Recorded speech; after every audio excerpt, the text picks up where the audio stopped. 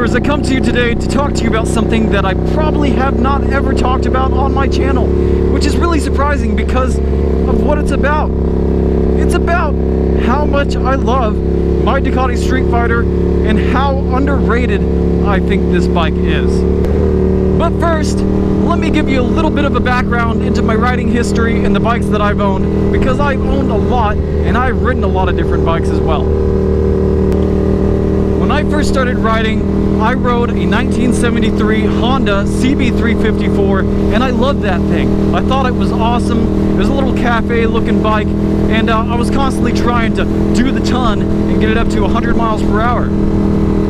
But soon enough, I realized that I needed power. I needed actual brakes and I needed actual suspension. So I made my progression from the CB750 to a Monster 800 to a CBR 600RR to this, with several mini bikes in between, several different test rides at dealerships, and several different rides on my friends' bikes. This one is by far my favorite.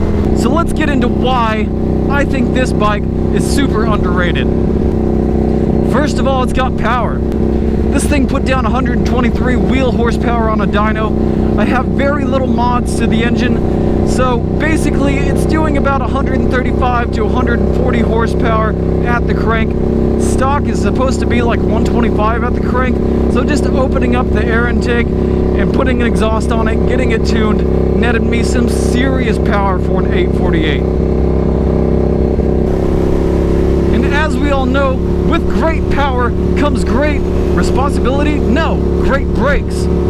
This thing's got the Brembo monoblock calipers up front, and it also has something to maintain that power through turns. It comes standard with Ducati traction control, and I've experienced it firsthand probably more times than I'd like to admit. But this thing will dial back the power if it senses that your rear wheel is moving faster than your front wheel.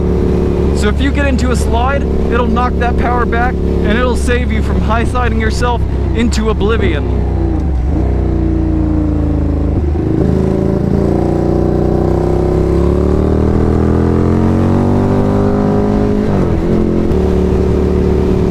That power or those brakes or that traction control would work without a proper frame geometry. This chassis is excellent. The swing arm is longer than your regular superbike swing arm, so that means that you've got more stability at higher speeds, and it's also got a 24.5-degree rake, so the bike is very maneuverable in the city and is very flickable when you're out carving up those canyons, carving up those backcountry roads, or out at the track. Another feature of the bike that I really like are its ergonomics. It's got relaxed bars, it's got relaxed rear sets, it's not really begging you to lean far forwards over the tank, and it's not really making you sit upright. It's the perfect mix of sporty yet comfortable. And last but not least, let's go ahead and break down that typical Ducati stereotype that they are maintenance intensive and that they are unreliable. I've had this bike for nearly 2 years now, and I've put thousands upon thousands of miles on it, and I've yet to have a single problem. The maintenance intervals are 15,000 miles for a valve check and 7,500 miles for an oil change. How can you go wrong?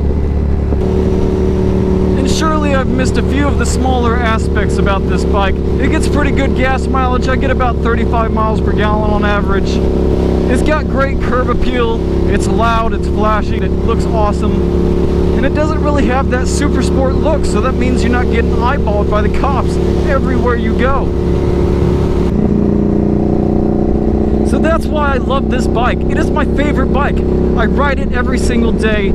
I just love it. I can't get enough of it. Sometimes I've got to ride my 390. Sometimes I've got to ride my 150. But this bike is by far my favorite, and I think that it is truly underrated. It's not a sport bike. It's not a cruiser. It's a street fighter. So that's about all I have for you guys in this video. If you're new here, make sure you click that subscribe button so you can see more videos like this from me in the future. And as always, have a nice day.